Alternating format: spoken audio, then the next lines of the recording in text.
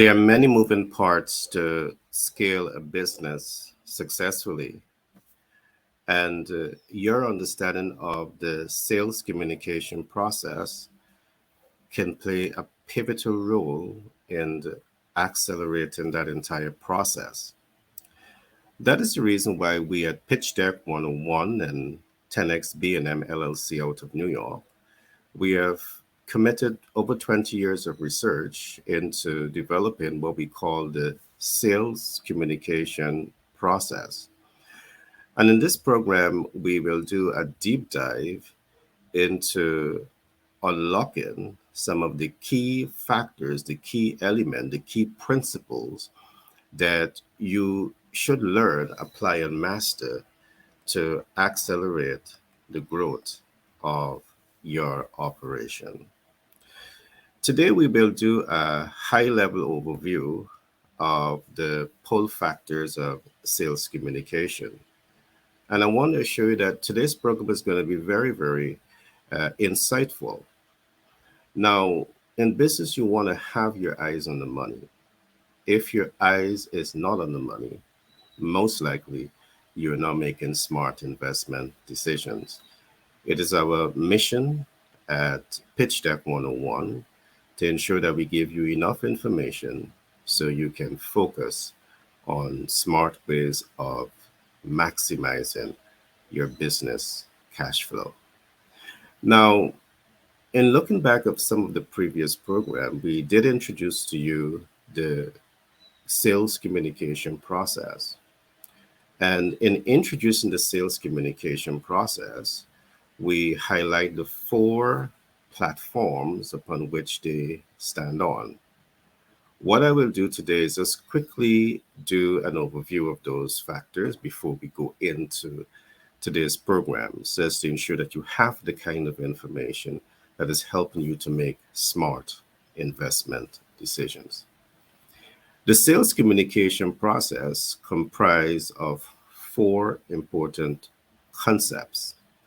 One is the sales process. You should understand what is the sales process. The communication process. It is vital to understand the communication process. Third, you have the pull factors of sales communication and the push factors of sales communication. Today, we will spend some time doing a high level overview of the pull factors of sales communication. We will look at some aspects of the pull factors of sales communication. Now, as we look at the pull factors of sales communication, there's some facts about sales communication that I want to establish. One, the sales communication process, the effective application of the pull factors of the sales communication process provides absolute biodata analytics. And I will give some insight into what I'm saying when I say provides absolute data, biodata analytics. Along with this, the pull factors of sales communication is a superior sales communication process. And as we go into this program, I will further explain and you will further understand why I'm making these points or these facts about the sales communication process and the pull factors of sales communication. Third, the pull factors of sales communication is a superior client retention sales process. Last, it's important to also emphasize that the pull factors of sales communication rest on the shoulders of market research and data analytics. Market research and data analytics. Now, what I'm about to get into is so important when you are serious about scaling your operation. Now, let's go into the first aspect of this analysis. There's a concept that we call the absolute biodata analytics. Now, the Absolute Biodata Analytics represents one, market research and data analytics. And as you go into this research, there are three important concepts that you're looking at here. We are looking at the demographic data analytics, we are looking at the psychographic data analytics, and we are looking at the geographic data analytics. Now, if you are into sales and marketing and you do not understand these concepts that is being presented to you at the moment, it means that you have some work to do to be more clinical, to be more targeted in how you build out your sales communication processes to grab attention, pique interest, arouse desire, move the client into action, make impact, and optimize the conversion level. And to go beyond this is to build confidence, trust, and credibility. You have some more work to do. Now, let me explain a little bit what I'm talking about here. As we look at the absolute biodata analytics, the first thing that stands out is market research and data analytics.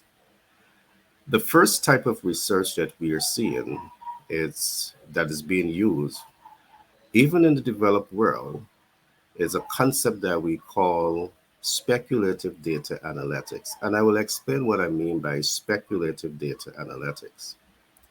Speculative data analytics is where you use speculation as an expert opinion. And yes, we see this a whole lot. Very often we see influencers, and I want to say this, there are influencers because when you check their biodata, they have 10,000 followers, they have 40,000 followers, they have 50,000 followers, 60,000 followers. In as many cases, you may also see those who have hundreds of thousands of followers. I even see influencers with over 1 million followers on specific social media platform. So I make this point to clearly establish that they're influencers. But are you aware that there are influencers that may not necessarily be fully aware of how they become an influencer? They become an influencer by luck and chance, by trial and error. And because there is nothing to capture the trial and error, it never become a database that is fully analyzed. So they're not able to fully retrace the process. Now, I'm saying this against the backdrop. Only recently, I am on a platform, a social media platform, listening to influencers who have a fair degree of success, and they were discussing things like the best time to post on social media.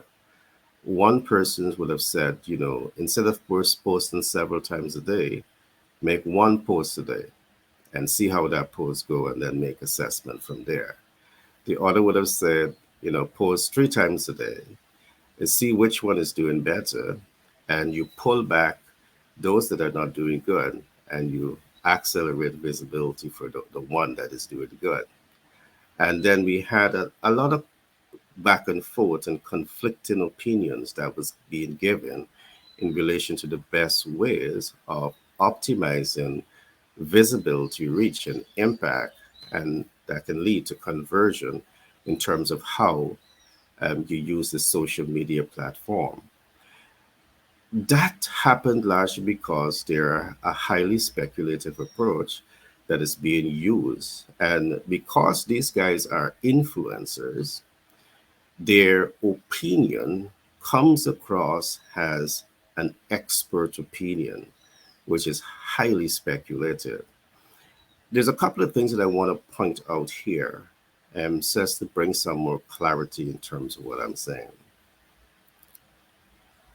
One can be an influencer, but being an influencer, if you are not grounded, if you're not market oriented and market sensitive, it means that you still do not understand the demographic factors in relation to appealing to your audience. And understanding the demographic factors is so important, because when you take the time to understand the demographic data, this is what literally enables you to clearly identify who you're targeting. Now, once you're able to identify who you're targeting based on age, based on gender, based on income, and those other factors, you can go one step further, and that is to identify the time that they are looking at specific programs. And once you're now able to identify the time that they're looking at specific programs, you now know how to do more clinical and precision targeting in putting out your social media content. And this is what we see as a missing element among some of the highly influential people. We have introduced the pull factors of sales communication process because the pull factors of sales communication process is superior because of all of this. The pull factors of sales communication: go to the ground, get the information, build the content based on the data and analytics, and put forward the the content, the social media content, into communication channel based on the data that is collected. So there you have a concept of what we call the speculative data analysis, where we see highly influential people are given their speculative opinion, has an expert opinion on the best way in capturing your audience and monetizing that entire process. Now, there are tremendous risk here. All right, there are tremendous risk here. And I'm not here to bash on those social media influencers, but I'm just here to identify strengths and weaknesses. And when it comes to investing your capital into any form of business activities, you want to be certain that you're making smart investment decisions. We see a lot of speculation is taking place in terms of investing in stocks, bonds, mutual funds, and hedge funds. You have a lot of experts who are speculative, and all they can do is give you a speculative expert opinion, if there is such a thing. And the last thing that you want to do is to invest your hard earned money into these speculative platforms. The same principle applies to your business. If you're borrowing debt, equity, credit, creative financing, or hard money lending, the last thing that you want to do is to put your money on an expert opinion that is highly speculative. That can cause you the loss of money. It can cause you stress and sleepless nights. And that's something that you definitely don't want to do. The pull factors of sales communication is really what enables you to be grounded as you build out your sales processes, your marketing processes, your public relation processes, that really enables you to be more clinical, strategic, and targeted in how you build your social media content, how you place your social media content into communication channel, and how you allocate your advertising budget to grab attention, pique interest, arouse desire, move the client into action, make impact, and convert first-time users into lifetime customer.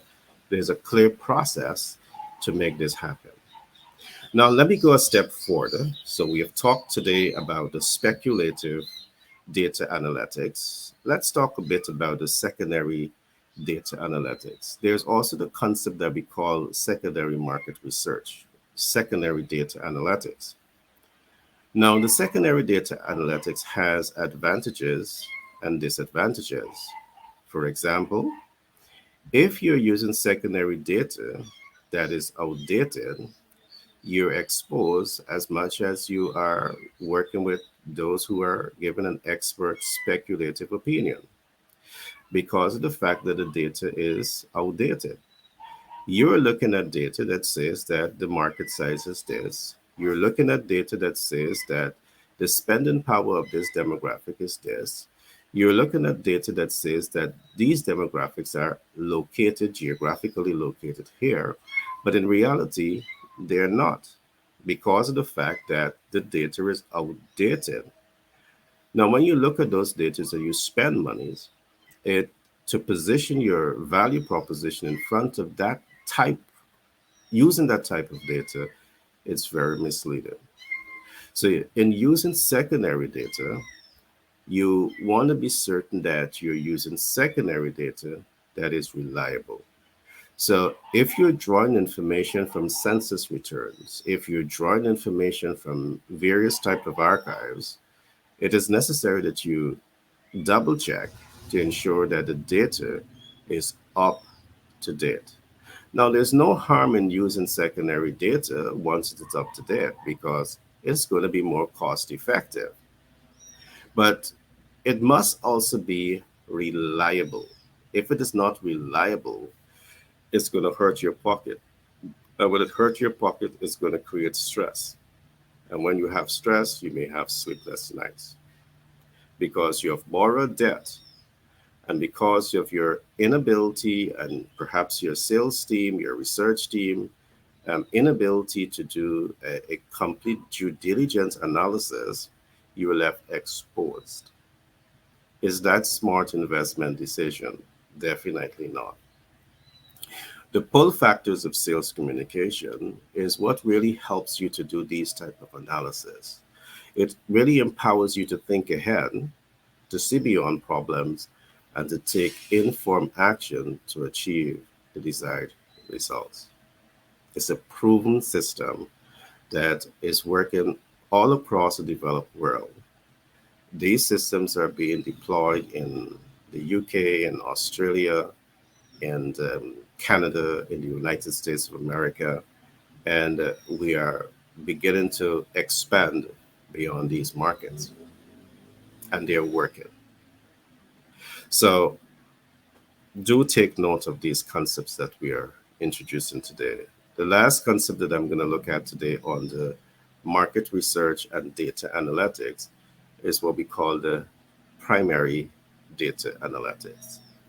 Now, the primary data analytics is vital, but this is the particular one that we find a lot of young entrepreneurs run away from. You run away from primary market research because one, you have to put together a team of researchers. You have to prepare the necessary research documentation. You have to deploy them into the market.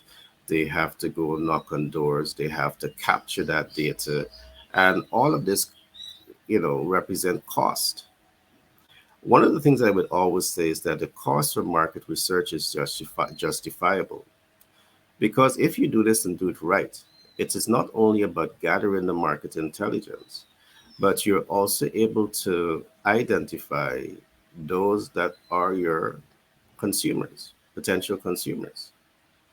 So, because the research is going to enable you to identify your direct buyers, your consumers, you are likely to leverage this information to cash flow the business, perhaps even before the operation gets started, depending on how good you are in communicating your value proposition. So, the primary data analytics, the primary market research, it's going to be capital intensive, but it's going to be worth every single bit of the cost once you're working with a subject matter expert that knows how to design and deploy these market research concepts. And I also want to put this to you. Primary market research do not have to cause you an arm and a leg. It's capital intensive. But we are also willing to show our clients smart, creative, and innovative ways in which that budget can be reduced. You see, we are not here to, see our clients as cash cow. We're here to provide a valuable service that can help to significantly leapfrog the growth of your organization. All right. So we have looked today at the concept that we call market research and data analytics. And it's the first element, is the foundation upon which the pull factors of sales communication is based on. Now, I want to put this to you because there are many persons might want to say, hey, I can just go out there and do sale, like a blind bat, a blindfold over your eyes, and you can optimize your sales this way. But I want you to do the research and I want you to do that historical data to see how many persons who try these techniques that fail. There are many persons that start a sales program today and before the end of the day, they quit it. They quit it simply because the way the information is proposed to them, they can clearly see the challenges. You don't know who you're targeting. You're just a salesperson. You are trained to do hard sell. You're trained to do cold calling. You're trained to perhaps analyze impulse buyers. You're trained to get out there and knock on doors. How much does that increase your chance of selling? Now, think about this. You may be doing, the push factors of sale, but just think about this, that you understand who is your target market. You understand what are their motivators. You understand where they're located. And because you have this data, you're able to deploy this data beyond the push factors of sales communication, but perhaps into the pull factors of sales communication. So even when you use the pull factors of sales communication, you're more strategic, you're more tactical, you're more clinical in how you target the ideal client. That is what we are proposing to you: a superior sales communication process that does several things. One, it provides you with absolute buyer data. It provides you with a superior sales communication process, a superior client retention sales process, and all of this rests on the shoulder of market research and data analytics. Now, I trust you would have enjoyed today's program. For those who might be joining me for the first time, my name is Gary Thompson. I'm a business development consultant by profession. I'm a humanitarian by nature, and I'm the self published author for several books, including The Psychology of Money and 10X Branding and Marketing Blueprint. I represent Pitch Deck 101 and 10X B&M LLC out of New York, two companies that is based in New York. And we have started this operation, one, because we want to help foreign nationals to access a bigger market, the North American market. You have in excess of 332 million persons that are likely to be consumers. You are able to help you to set up your business properly, from the registration with the relevant authorities, the Secretary of State, with the revenue authorities, with all entities. We are also able to help you set up with the business bureau, which is Dun and Bradstreet, Equifax Business Experience Business. We are also able to help you access the much needed capital that you would need to grow and scale. We are able to help you with this entire ecosystem. So whether you're looking for debt, equity, credit, creative financing, and hard money lending, we can point you in that direction. That's why we have set up this operation. So I want to encourage you, if you find these programs interested, to press that like button, share this into communities that you believe will use this information, like and subscribe, press the bell, so you will be the first to know when these programs are out on a daily basis. Today is the 11th date of the 100-day exercise that we have. And I want to thank all of those persons who have been reaching out to us from social media. We have persons from as far as India who have been reaching out to us. And we're going to be talking to you very soon about your platform. So I trust you would have enjoyed this program. Do remember to Place your comment below this program. If you have any question, ask those questions in terms of the sales communication process. I will be happy to respond to you and ensure that you continue to grow and leapfrog your business in 2023. Be blessed and see you in the next broadcast.